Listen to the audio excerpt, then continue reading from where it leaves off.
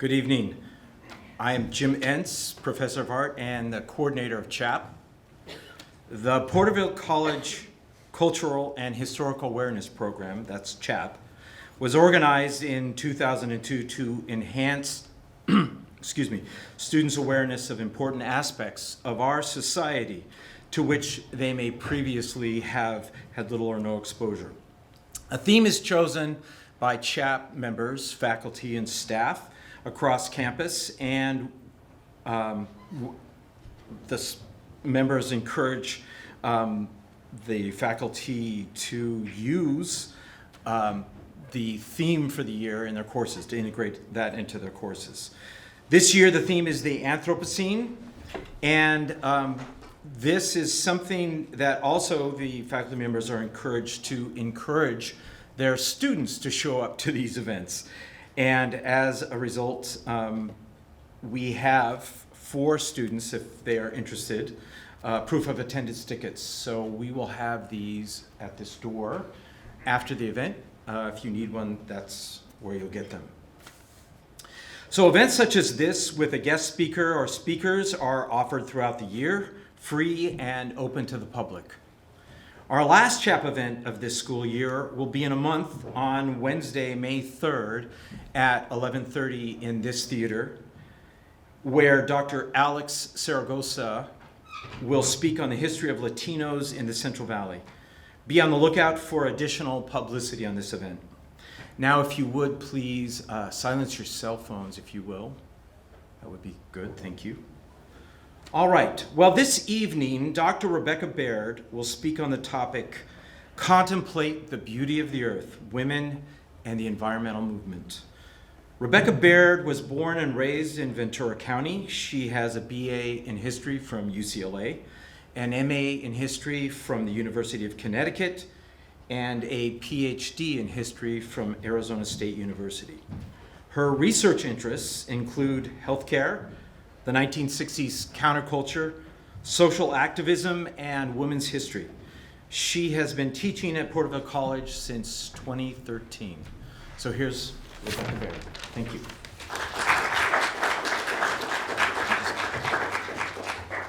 Thank you, Jim. Good evening, and thank you all for coming here tonight. I am so pleased to see everybody here this evening. Can you hear me okay in the back? Yeah. Ecologist Rachel Carson wrote, "Those who contemplate the beauty of the earth find reserves of strength that will endure as long as life lasts. There is something infinitely healing in the repeated refrains of nature, the assurance that dawn comes after night and spring after winter." Carson was just one of many women who, amid concerns about the condition of the environment around them, chose to take action. Last month, March, was Women's History Month, and on April 22nd, we will celebrate Earth Day, now in its 5th decade of existence. So my talk today seeks to combine these two events by reflecting on the women who worked in areas of conservation, preservation, and ecology. These women fought to give a voice to the voiceless and to raise the alarm on environmental catastrophe. For today's talk, I'm also limiting myself to a few specific women I have chosen for their contributions, but also to give you a broad understanding of the topic. My personal areas of research are the Gilded Age and progressivism into the 1960s and 1970s, so I also chose to focus my topic within that general time frame, more or less. And then I also chose to focus on the United States, though certainly environmental work by women has historically been global in nature. But we simply don't have time to touch on every important contribution made by women in the field. We would be here for a very long time indeed. And those of you who know me well know that I spent years working in the veterinary industry, and that I'm very interested in wildlife and animals, and so it probably won't be surprising that much of my talk centers around this as well. So the history of conservation and environmentalism is long and varied. Humans have navigated the relationship with nature and the environment since the beginning of humans. And this relationship has at times been symbiotic and at times oppositional. Historian William Cronin's pivotal work on environmental history, Changes in the Land, recounts that relationship that British American colonists had with the land and the ways that they interacted with their environment on the North American continent. Historian Benjamin Klein notes that the vastness of North America made colonists assume that the wilderness was not only limitless, but also that, once tamed, it would continually provide for their growing needs. The virtue of growth and expansion at any cost to the environment remains a popular doctrine. During the Enlightenment, in the late 17th and 18th centuries, we see a growing emphasis on mankind's relationship with nature, including this idea of taming the natural world. This idea will continue to develop through the industrial era as focus shifted to production, capitalism, cities, population growth. In response to industrialization, the Romantic era of the 19th century will see an increased focus on nature and the environment as writers, poets, and artists produced works lauding the beauty of the world around them.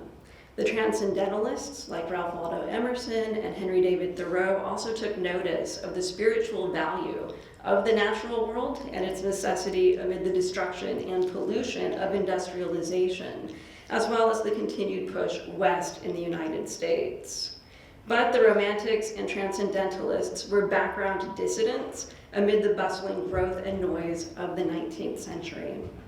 So in the 19th century, then, we see this idea that nature and the wilderness was there to be exploited and used, and that there would be an endless supply of trees, water, wildlife, that would be consistently and constantly replenished, no matter how much was taken, no matter how many were killed. And of course, this was not what was actually happening. Let's take the example of the American bison. At one time, the bison ranged as far east as Pennsylvania and Kentucky, with an estimated 30 to 60 million bison in North America in the 1850s. By the 1880s, these populations had dwindled thanks to overhunting and the advent of the railroad, which cut across their historic range. Buffalo Bill Cody supposedly personally shot over 4,000 bison to help feed workers on the railroad. But bison were also shot by train passengers just for sport, their carcasses left rotting in the sun. Bison bones were ground down and used for fertilizer on the farms across the West. And of course, the decimation of the bison was part of the genocidal US federal policy to force indigenous people onto reservations or else face starvation. Within just a decade, the bison were nearly exterminated in North America. And by the end of the 19th century, there were an estimated 300 bison left in small pockets across the West. 30 million to 300 in just about 10 years. Mary Ann Goodnight, who lived in the Texas Panhandle with her husband Charles, would lie awake at night listening to the sounds of bison calves crying, orphaned by hunters. In 1879, Mary Ann took in 2 bison calves, raising them and starting the Goodnight bison herd on 600 acres of land that her husband had set aside for her. Through her efforts, these 2 bison grew to a herd of over 200. And preserving this small herd was instrumental in helping to save the bison as a species. The Goodnights never brought in outside bison, and so when they did DNA testing on this herd in the 1990s, they discovered distinct genetic markers, making this the very last of the Southern Plains bison. They were protected on the Goodnights' land and eventually owned by the state of Texas. To help increase genetic diversity elsewhere, they were sold to places like Yellowstone and Theodore Roosevelt National Parks and to zoos throughout the United States. Today, there's about 500,000 bison in the US. And today, every bison alive today is from one of the 5 founding herds, one of which was the Goodnight herd. The other 4 herds were all in the north, including one herd that my great uncle helped manage in Montana. Despite efforts that nearly wiped them off the earth, forward-thinking individuals like Mary Ann Goodnight helped ensure that the bison continued to exist as a species. And today, the Goodnight bison roam an area in Texas just outside of Amarillo in Caprock Canyons. And in 2016, the American bison was named our national mammal, so joining the likes of the bald eagle. And speaking of eagles, another area where we see early efforts at wildlife conservation in the US is with birds. In the United States, birds were shot for fun, for food, and for fashion, as you see here. During the Gilded Age, at the turn of the century, bird plumage, and sometimes entire bird carcasses, would don the hats of the well-to-do women from San Francisco to New York. So some examples of some hats here, and that one from the Frick Museum you can see is an entire crow on a hat. You can see the head and everything.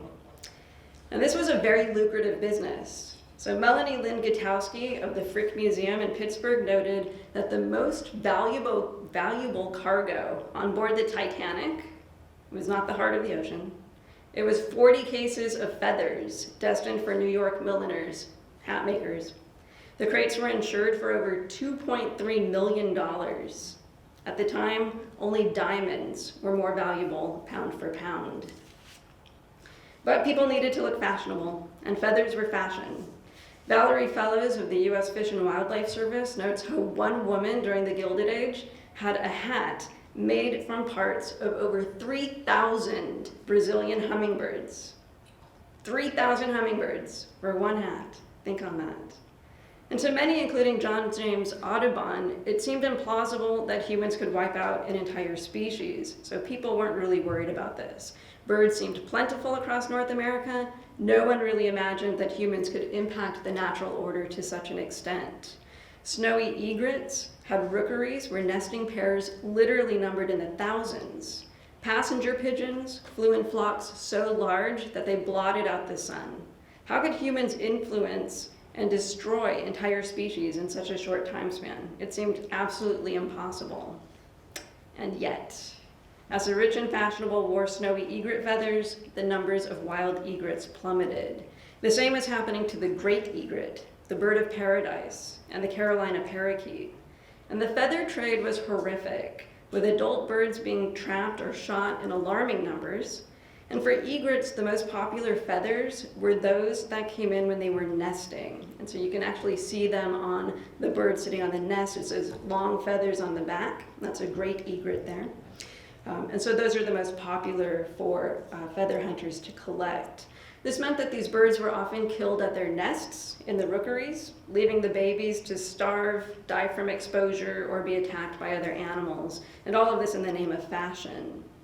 U.S. Fish and Wildlife Services notes that 5 to 15 million birds were killed each year in North America alone to support the feather and hat industry.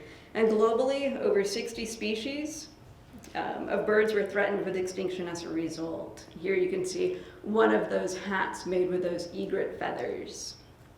Journalist Linton Weeks notes that Good Housekeeping reported in the winter of 1886-87 at Cape Cod, 40,000 terns have been killed in one season by a single agent of the hat trade. On Cobb's Island along the Virginia coast, an enterprising New York businesswoman bagged 40,000 seabirds at 40 cents a piece to meet the demands of one single hat maker. William Hornaday, who was an early conservationist, wrote an article in 1896 noting it was a common thing for a rookery of several hundred birds to be attacked by the plume hunters and in 2 or 3 days utterly destroyed. And who is to blame? Well, according to this cartoon from the time period, women who had the purchasing power and ensured demand for feathers, though the industry itself was run by men.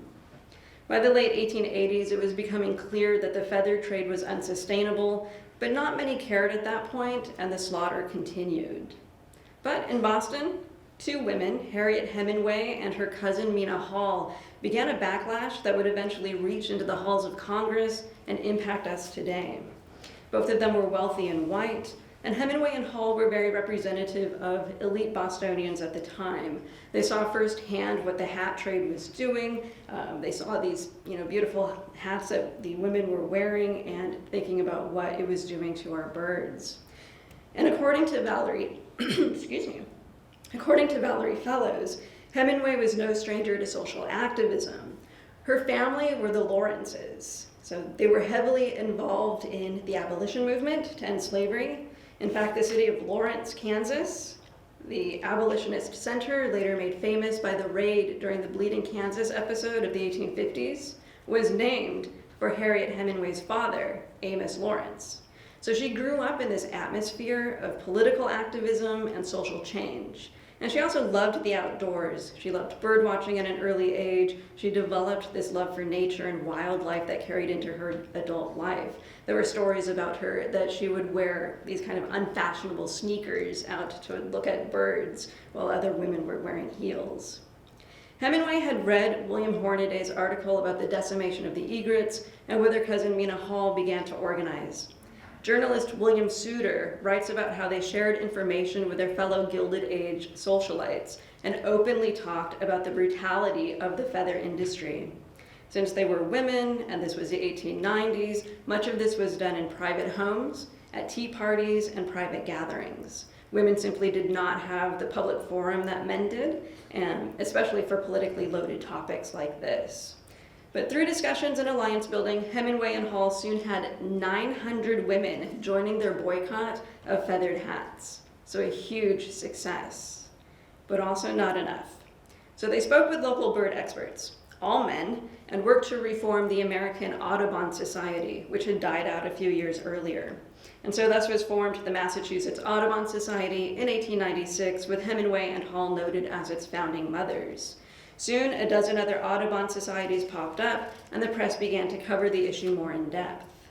Fish and Wildlife Services notes that by 1897, there were 111 local Audubon chapters in Massachusetts, 105 of them founded and run by women. And Mass Audubon, as it's now known, started a campaign to limit the feather trade through legislation. Through the efforts of Hemingway, Hall, and other dedicated advocates, in 1900, President William McKinley signed the Lacey Act, which prohibited interstate commerce of protected species taken in violation of state laws. The Lacey Act was the first piece of legislation in the United States specifically designed to preserve our wildlife, and all thanks to the pioneering efforts of two Boston women. The Lacey Act has been amended multiple times, and is still one of our country's strongest pieces of legislation aimed to protect our plants and animals, prevent poaching and trafficking.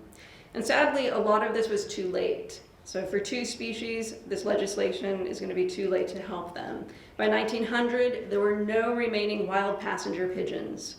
They had once numbered in the billions, that's billions with a B, and accounted for 25 to 40% of the total bird population in North America.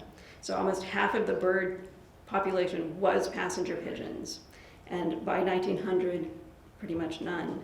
They were mainly hunted for food and sport, sometimes at mass rallies that saw 50,000 birds killed in a single day in a single place. This, on top of habitat loss, led to the decline of the species. And conservation efforts came much too late.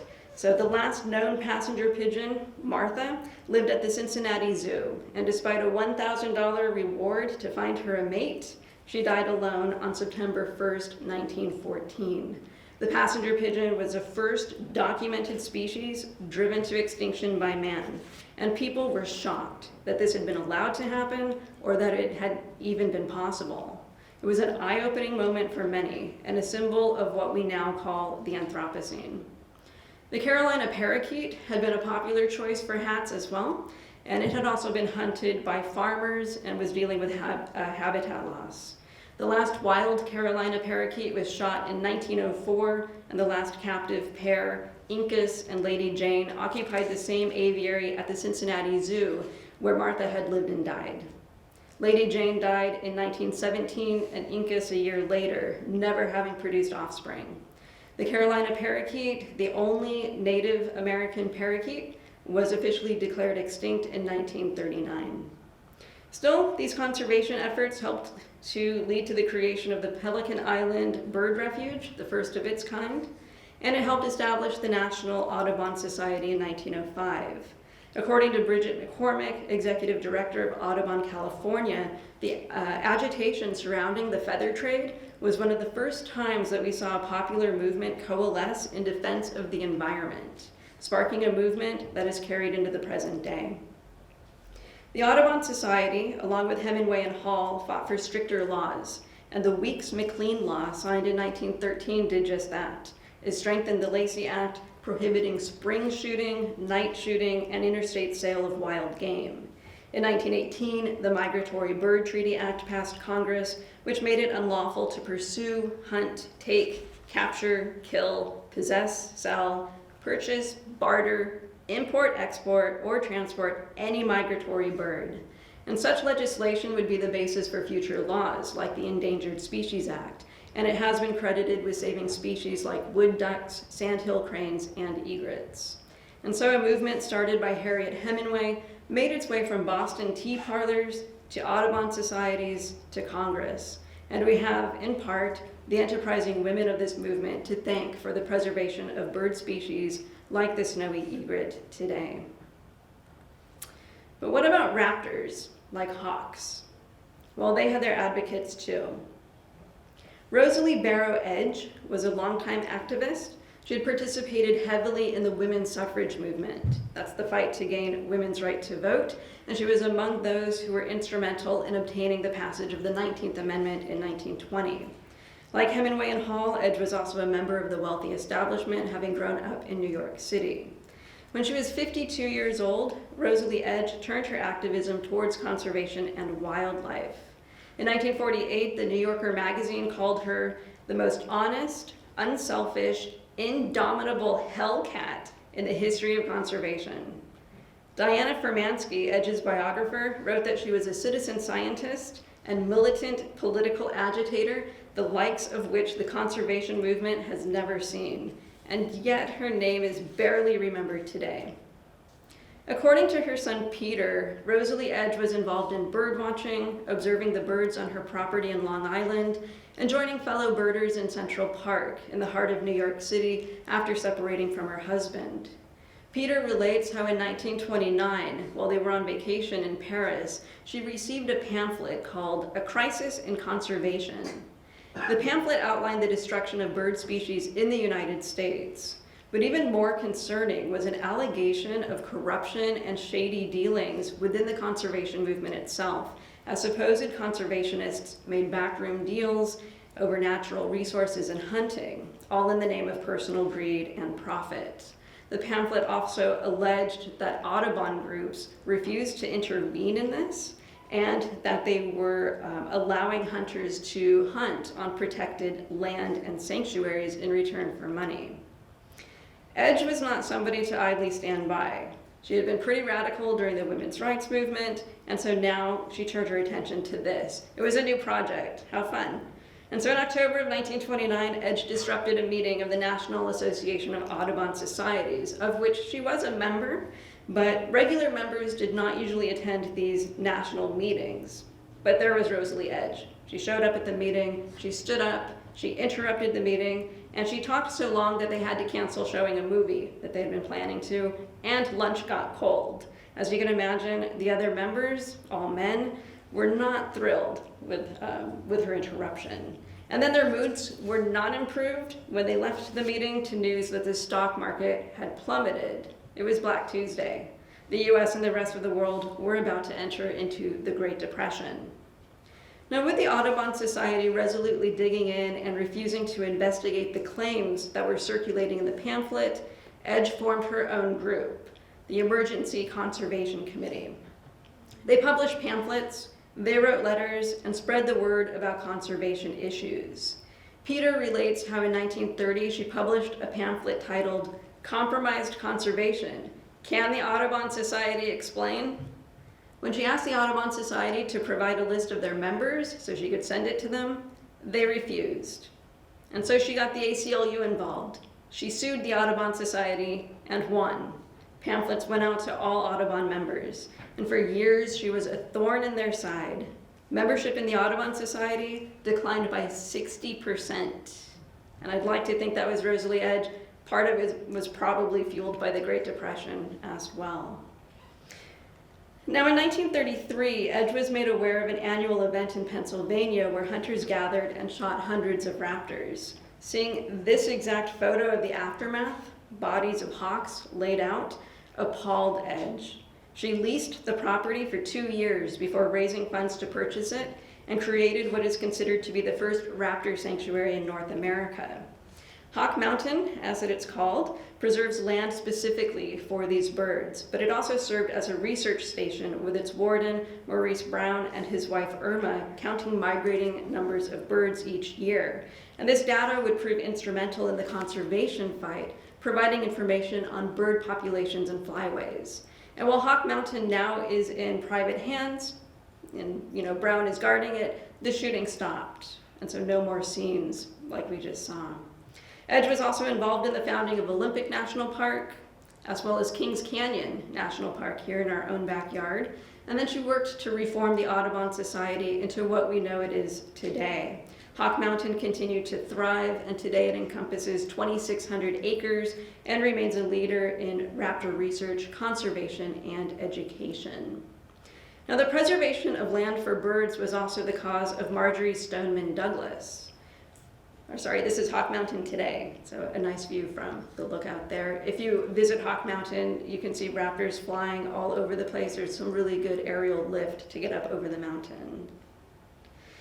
So Florida had worked at draining the Everglades, which most saw as just a useless swamp. They've been doing this work since the 1880s. The Everglades are 2 million acres of swampy, grassy wilderness in the southern part of Florida, but it's also a very unique ecosystem. Water actually flows through the Everglades. The Everglades help prevent flooding in other parts of Florida, and it has a lot of biodiversity as well. By the mid-20th century, 90% of the 2.5 million wading birds who called the Everglades home had been lost. It was an ecological crisis, but really who cares about a mosquito-infested swamp? Marjory Stoneman Douglas did. She worked as a journalist, publishing for the local Miami papers, and in 1947, she wrote her most famous work, The Everglades River of Grass. In her book, she outlined the history and unique ecosystem of the Everglades, noting that there was no place like it on Earth. The popularity of the book was instrumental in helping found Everglades National Park later that same year.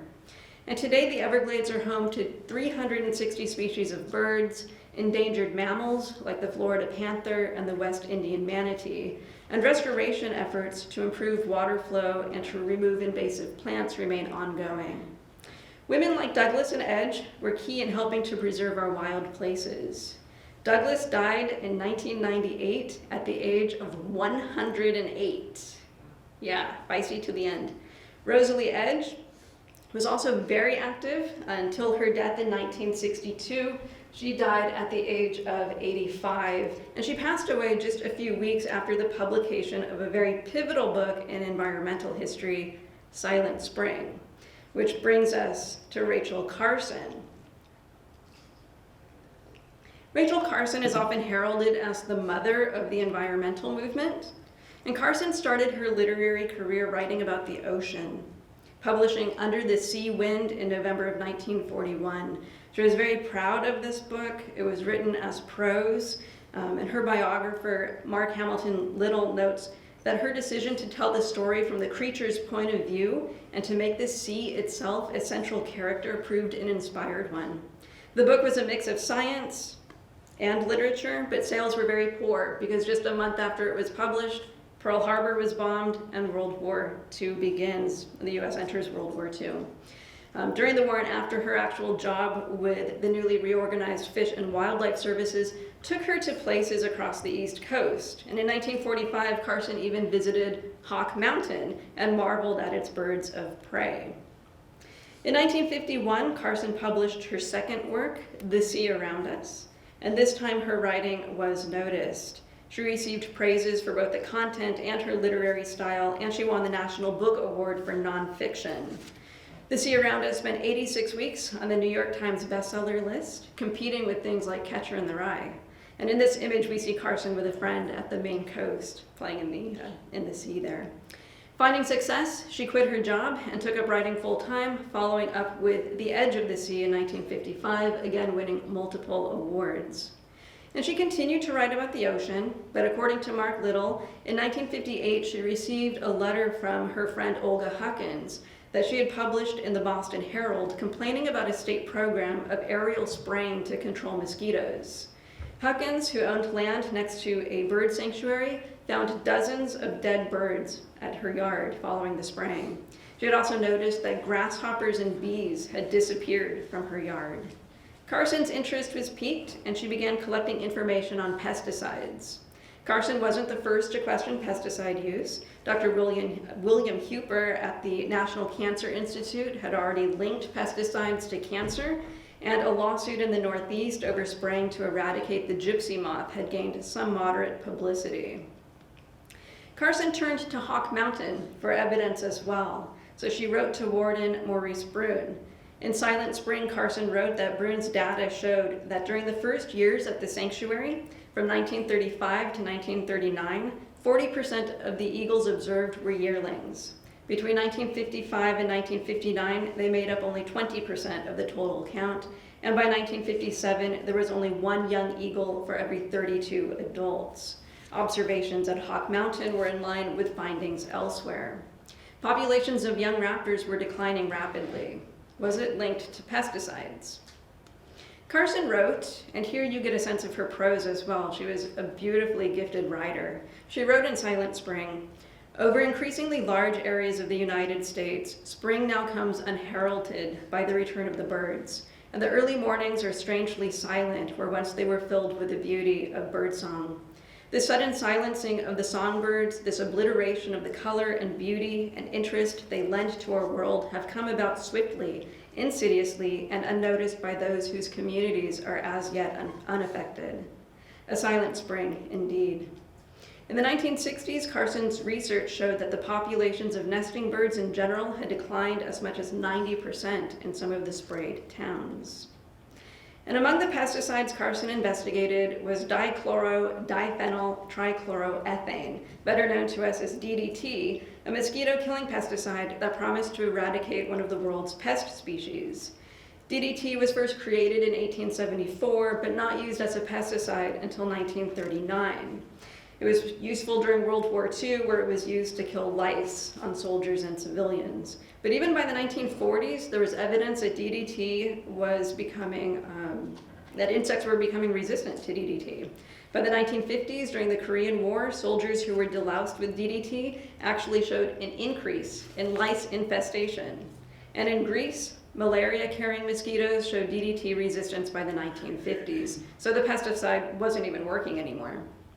Carson's research showed that DDT traveled up a food chain, from elm trees to earthworms, earthworms to robins, from robins to foxes and raptors. Research suggested that as few as 11 large earthworms can transfer a lethal dose of DDT to a robin. DDT was sprayed on alfalfa, which was turned into chicken feed, and then the chickens laid eggs, which never hatched. Or that alfalfa was fed to cows, and DDT showed up in the butter and the milk, and then our supermarket shelves. And part of what Carson was suggesting here was a growing concept known as ecology. While this term is likely familiar to us today, in the 1960s it was relatively new, though it had been a concept promoted by the likes of John Muir. Ecology basically claimed that all living things are interconnected into a web of life, and impacting one single species can have a ripple effect. Ecology was also promoting the humbling idea that humans were part of that web, not above it. Therefore, impacting a species like an earthworm would impact humans as well. And there was already evidence of DDT found in human breast milk. And so Carson's latest book turned from the sea to man's chemical warfare against the environment. Originally titled Man Against the Earth, Silent Spring covered topics from insects to cancer to groundwater to wildlife. But Carson didn't want the book to be loaded down with either too much science or too much pessimism, saying the beauty of the living world I was trying to save was always uppermost in my mind. She also did not fully advocate for the elimination of pesticides. Instead, she wrote, "If we are going to live so intimately with these chemicals, eating and drinking them, taking them into the very marrow of our bones, we had better know something about their nature and their power." Carson noted that we train ecologists in our universities and even employ them in our governmental agencies, but we seldom take their advice. Whereas, in fact, there are many and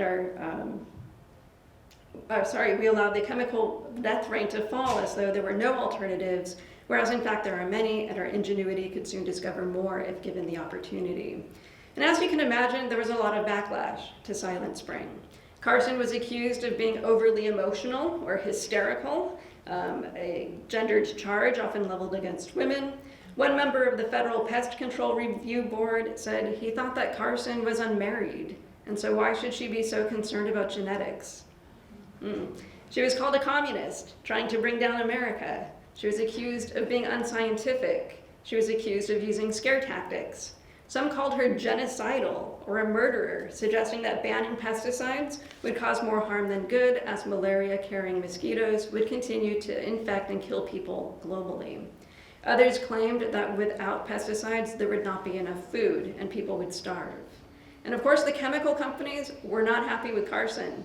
Belsicol Chemical Company threatened to sue if the New Yorker published the final installment of Silent Spring. The New Yorker told them to go ahead and sue and published anyway. And in the end, the detractors helped generate more publicity. The few interviews that she gave, she came across as rational, cool, collected, with facts and evidence to back up her points. Silent Spring was a bestseller, and Rachel Carson became a household name. Rachel Carson wrote the final chapters of Silent Spring while also battling breast cancer that had metastasized. The radiation treatment she received was brutal, causing a myriad of side effects, but the work was important, and so she battled on.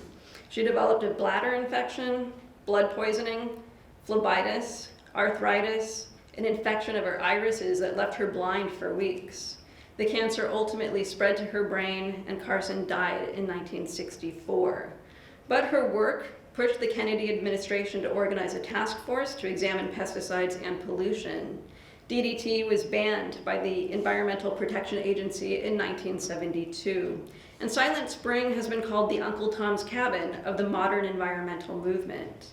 Her writing forced Americans to open their eyes to environmental crises. And as the 60s wore on, those crises mounted. Now, the 1970s would see its own catastrophe due to pollution in the small community of Love Canal near Niagara Falls, New York. In the 1940s, the Hooker Chemical and Plastics Corporation, the US military, and private citizens all dumped literally tons of toxic waste, including radioactive material, in a landfill at Love Canal and then buried it. Historian Andrew Jenks notes that over 200 different chemicals were discovered there. In the 1950s, the chemical company was sold to the local school district for the lovely price of $1. The school district then built a school and suburban community on top of the landfill and toxic waste. And a clause in the contract protected the chemical company from future litigation due to health problems. And none of the residents of Love Canal knew this. Nobody knew. That is, until black goo began seeping from the ground. Children who rolled in the grass developed chemical burns on their skin, paint peeled off of houses, and at least one resident had an actual barrel of toxic waste pop up out of the ground next to his swimming pool in a scene reminiscent of the movie Poltergeist. Residents, especially children, fell ill with asthma, cancers, birth defects, miscarriages. And Lois Gibbs, who was a housewife, helped organize the residents of Love Canal to fight back, forming the Love Canal Homeowners Association. She put together a petition to try to get the children moved out of the contaminated elementary school. She gave speeches and showed the media images of deformed children to gain shock publicity. According to Gibbs, 56% of the children born in Love Canal had defects of some type. Organizers went on the Phil Donahue show, and they were the subject of a documentary. And at one point, Gibbs also held 2 EPA officials hostage in her home for 5 hours, feeding them oatmeal cookies. In 1978, the state came in and did testing. In an interview, Gibbs said, "The gentleman came up to me and said, 'You'll be so surprised, Lois. We found the same thing you found.' And it was like, 'What did you think? We were making it up?' I mean, my goodness." And when they found that, then they agreed to move entire families in the first 2 rows of houses. That's 239 families. But that wasn't enough.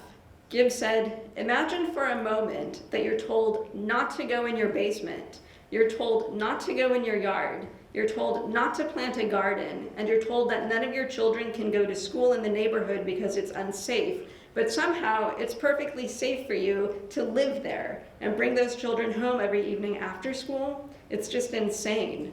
So we continue to organize, we continue to fight back, and by May of 1980, we won relocation of all families who wished to leave temporarily, and then October of 1980, President Carter signed an appropriation bill that allowed all 900 families to leave Love Canal.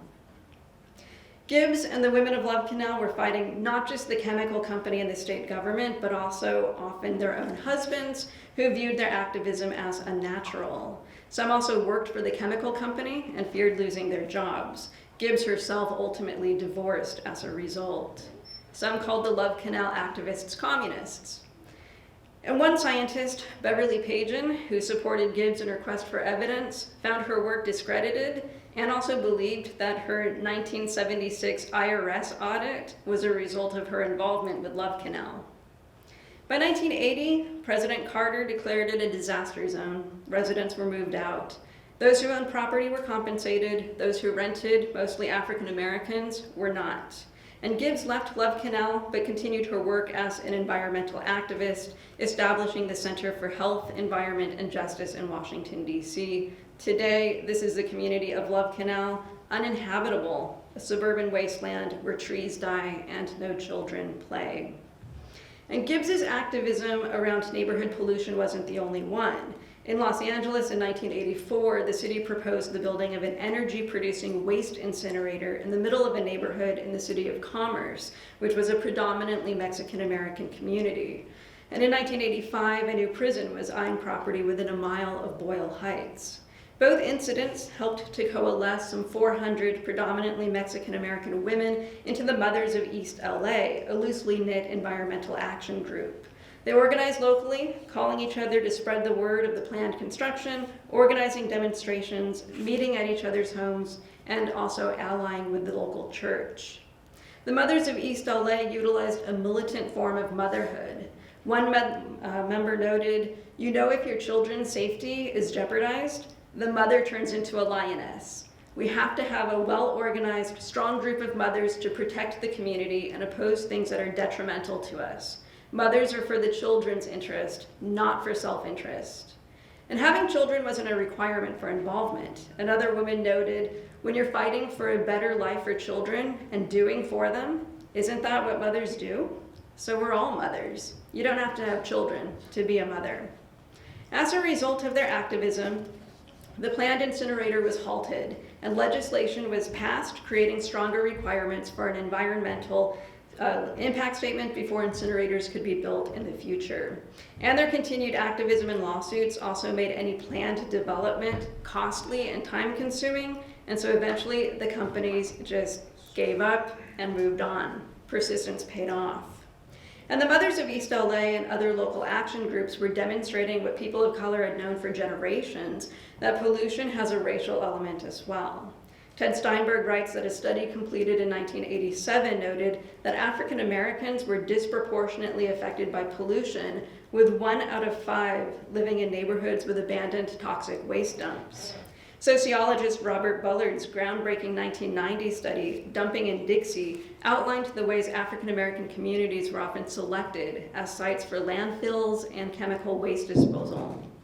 A 1992 study noted that fines on polluters of white neighborhoods were 5 times as much as those on polluters of minority neighborhoods.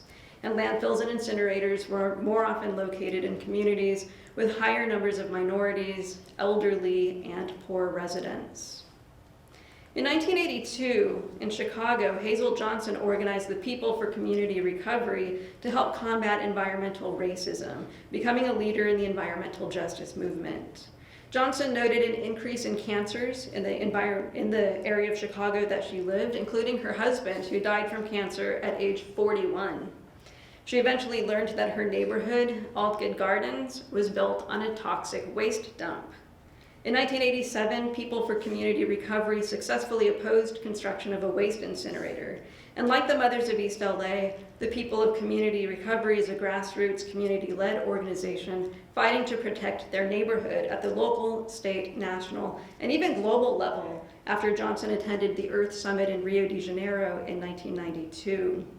The group has been key in stopping the building of incinerators and landfills in communities of color, educating about lead abatement, and continuing to fight for the cleanup of chemicals in their Chicago neighborhoods. In 2021, legislation was introduced to award Hazel Johnson the Congressional Gold Medal. And so the fight continues. People continue to fight against local harmful development. They work to clean up the hazards left by industry. We continue to be exposed to pesticides, especially our farm workers nationwide. We continue to fight to preserve our wildlife and our natural spaces. And I think during the pandemic, we all saw how necessary public wild spaces are for our mental health, our spirituality, our overall well-being. And we see women continuing to be leaders in environmental and climate issues. So women still continue to be leaders in this. They continue to organize. Historian J.R. McNeil notes that environmental movements are often led by women whose lives are most affected by environmental issues and whose work raising children brings them face to face with the impacts of current ecological crises, such as fuel wood shortage, because fuel wood gathering almost everywhere was women's work, soil erosion, especially in areas where women worked the land, like Africa, and water pollution, because women and children often fetched the water and women were responsible for children's health. Kenya's Greenbelt movement, for example, led by Wangari Maathai, has worked to plant trees across the country. For her efforts, she was the first African woman to win the Nobel Peace Prize in 2004. In the Amazon, indigenous women fight to protect the rainforest from clear cutting. The Chipko Andalon works to limit logging in the Himalayas. We see women working in the Flint water crisis, and I think most of us are familiar with things like the Dakota Access Pipeline, with activists like Greta Thunberg and her work on climate action. Right? Greta Thunberg has been nominated for a Nobel Peace Prize 4 times over the past 4 years. Right? And so this work goes on, and women continue to be at the forefront of that fight. Vaccine pioneer Jonas Salk once said, "If we want to be good ancestors, we should show future generations how we coped with an age of great change and great crises." And for us, that time is now. The actions we take right now impact the future generations who will live on this land, who will breathe the air, drink this water, wake up to birdsong, and enjoy our natural spaces and wildlife. Change is created by everyday ordinary people like Marianne Goodnight, like Rachel Carson, like Hazel Johnson, like Rosalie Edge, like you, and like me. Thank you.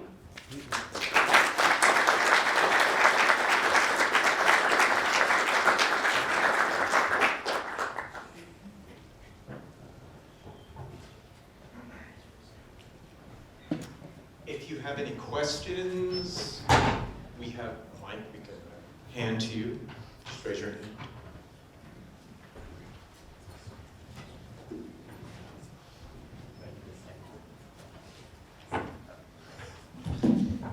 Hi. Hello. So I was wondering, given some of the recent attempts, no matter how borderline science fiction they are, of the idea of reintroducing some animals, like you mentioned the Carolina parakeet or passenger pigeon and stuff like that, do you think that's a good idea? Is that something to pursue, or is it kind of just a frivolous making ourselves feel better? If you're asking me personally, I think it would be awesome to bring back things like that. But I'm also a fan of Jurassic Park, so like, what could possibly go wrong? Fair. Right? But yeah, there have been efforts to try to bring back, especially the passenger pigeon. I think more recently they've been doing a lot of work on that.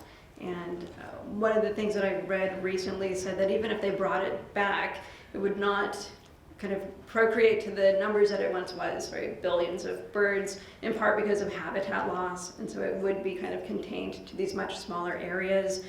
But they still were concerned about maybe farmers trying to wipe them out again, right, as a result of damaging crops, which was going on right in the 1800s.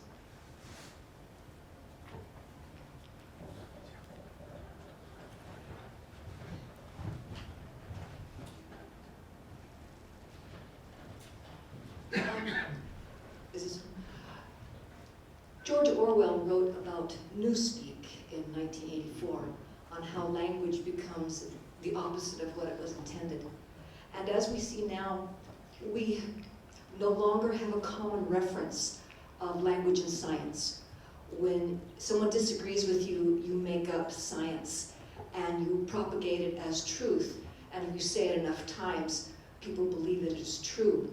So now we no longer have a common frame of reference, a common language, a common science. So how can we have a common interest in saving the world when we can't even agree on the language or the problem, and how this newspeak is funded by economic interests who have a vested interest in getting us to vote against our own self-interest economically and health-wise. That is a big question. And I think some of that harkens back to what Rachel Carson was dealing with, right? Because people are trying to discredit the science that she's doing, right? And saying like, it's not science, it's not factual, it's not evidence of what's going on. And today we're fighting this kind of war on facts, right? So I don't know if I have a good answer for you on how we fight back against that. I think what we're seeing with some of these kind of environmental justice groups is just working together sometimes is helpful. Building those coalitions, so community building, that kind of activism, and just doing the best that we can to fight that, yeah. But certainly hard when you do have that kind of economic interest involved.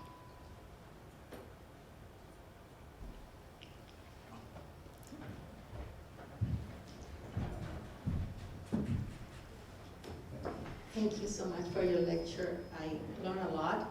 I have to admit, I'm embarrassed to admit that I had no idea about the feather trade and how, this discrepancy that it was a movement, tackled by women, but it was caused by women, right?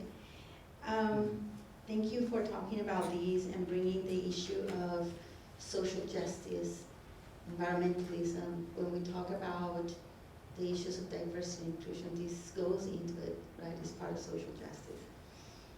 What would you say we could do, what small step we can take in our lives to contribute to support this cause? I'm hoping that students are inspired to take steps, and our hope is in them to take the next steps. Yeah, so joining local organizations is always good. And I know we certainly have some here in Porterville, here in the Central Valley, fighting for environmental issues, ecological issues. So it's always good to join forces with other people. So even though we do see, individuals fighting for it, they're always working in groups, right? So sometimes a movement started by one person, but they're bringing in other people. So that kind of community organizing is always beneficial. So a good place to start. In some cases, easy to start in your own life, in your own home, making small changes. Yeah, I have a friend who's been doing a project where every month she gives up like one plastic thing that she uses and tries to find an alternative to it. So that's been a fun project to kind of watch her do. And then just to go back to a point that you made, right, that women were the ones buying these hats, right? They're kind of perpetuating this. Women are actually saying that it's the men who are perpetuating it, because the men are the ones who are shooting the birds, putting them on the hats and selling them. And men are also running the magazines, the fashion magazines, that are kind of promoting this. So they're like, men are the ones who are kind of getting us to buy them. And so once you take away, that kind of, the economic power, right, that women have, once they start to boycott those hats, then you see that kind of collapse.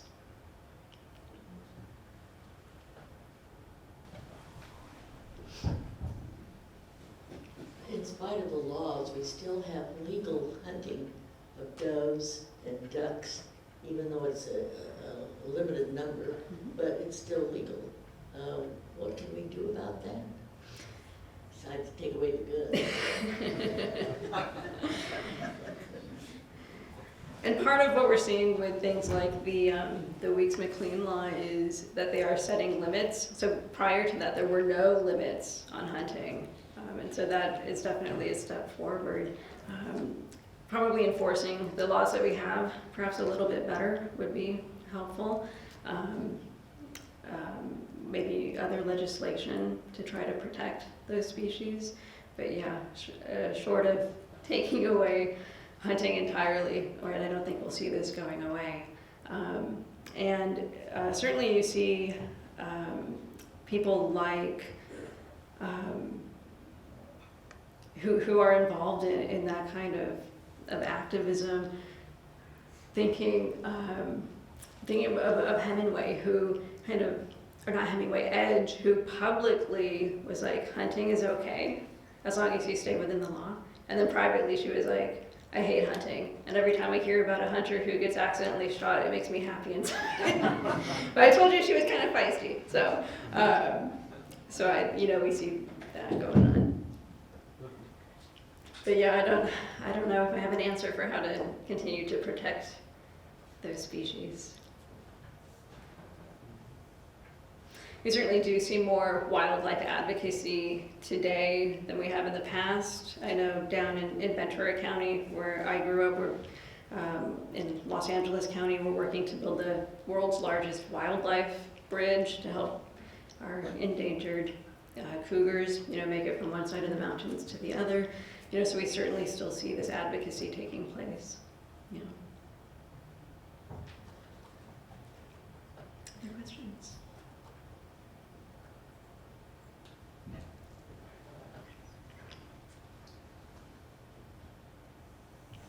What do you think? I'm good. Last call for questions. Well, if you would like to ask any further questions, you could be up here for just a little bit. Yeah. But for now, if you'd like to get extra credit or attendance, proof of attendance tickets, either I or one of us will be handing these out by the door. So thank you very much. Thank you.